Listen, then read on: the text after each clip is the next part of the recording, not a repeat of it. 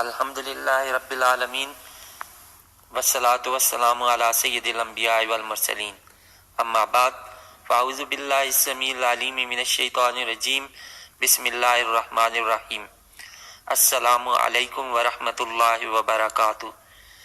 درس حدیث کے حوالے سے آج کی نشست میں جس حدیث طیبہ کو ہم پڑھنے کی سعادت حاصل کریں گے، اس میں جمعہ کے دن سورہ کاف کے پڑھنے کی فضیلت کے حوالے سے تذکرہ ہے۔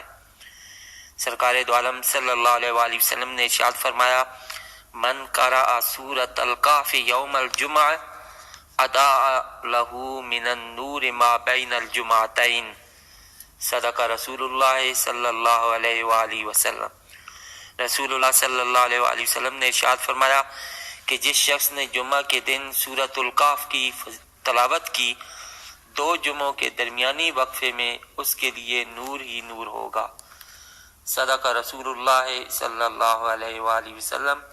آخر دعوانا ان الحمدللہ رب العالمین۔